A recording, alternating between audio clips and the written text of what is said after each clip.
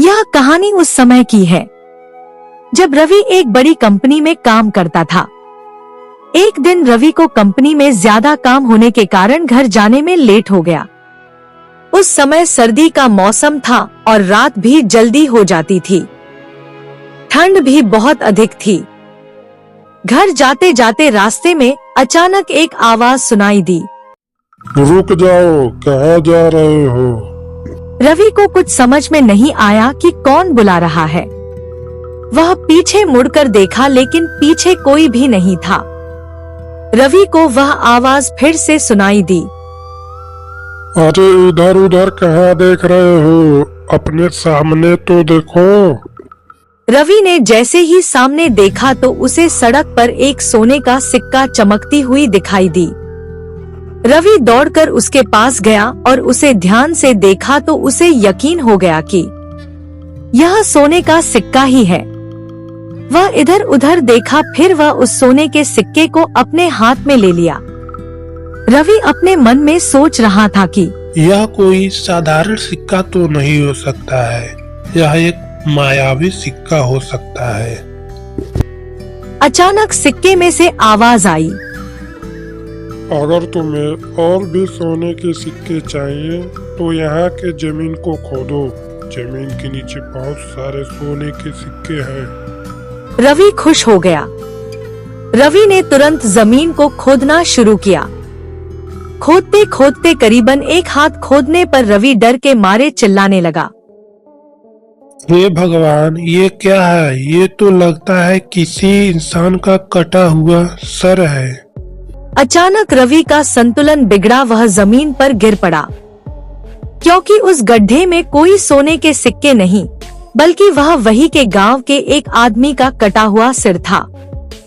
वह सिर अचानक हवा में उड़ने लगा और बोला, डरो मत, मैं तुम्हें कोई हानि नहीं पहुंचाऊंगा। तुम्हें डरने की जरूरत नहीं है। बस मैं तुम्हें जैसे कहता हूँ तुम वैसे ही करो। मैं तुम्हें बहुत सारे सोने के सिक्के दूंगा।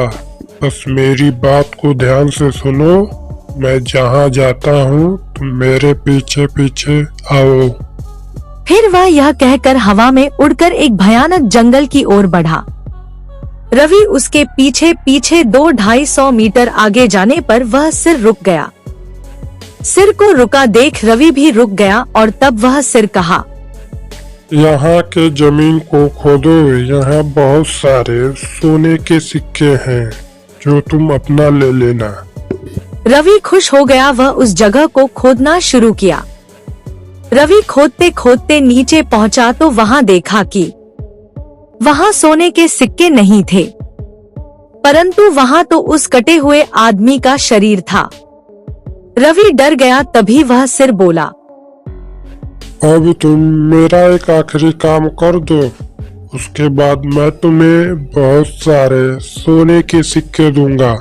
तुम्हें मेरे लिए 1 लोटा खून लाना होगा। 1 लोटा खून मैं कहाँ से लाऊंगा? मुझे समझ में नहीं आ रहा है, मैं कहाँ से लाऊं? आओ मेरे साथ चलो, मैं तुम्हें बताता हूँ। वह डरावना चेहरा रवि को अपने साथ लेकर कुछ दूर गया। तभी आगे रास्ते पर एक आदमी जा रहा था। तब वह सिर ने कहा, तुम जाओ उस आदमी को मारकर खून लाओ जिसकी मुझे जरूरत है। नहीं, मैं उस आदमी को नहीं मार सकता। मुझे बहुत डर लग रहा है, मुझसे नहीं होगा। अगर तुमने यह काम नहीं किया तो मैं तुम्हें जान से मार दूंगा और तुम्हारे पूरे परिवार को भी जान से मार दूंगा। क्या यह तुम चाहते हो? तो बोलो। नहीं नहीं, मुझे माफ कर दो। अगर मैं उसे मार दूंगा तो मुझे पुलिस गिरफ्तार कर लेगी और मुझे जेल जाना पड़ेगा। फिर उस सर ने अपने तंत्र मंत्र से एक चाकू को प्रकट किया और गुस्से में बोला, अगर तुम मेरा यह काम नहीं करोगे तो मैं तुम्हारे पूरे परिवार को जान से मार डालूंगा। रवि मजबूरी में आकर उस आदमी को मार डालता है और उसका खून लेकर उस सर के पास गया। वह सिर खून को देखकर बहुत खुश हुआ और बोला, अब तुम इस खून को मेरे शरीर पर डाल दो।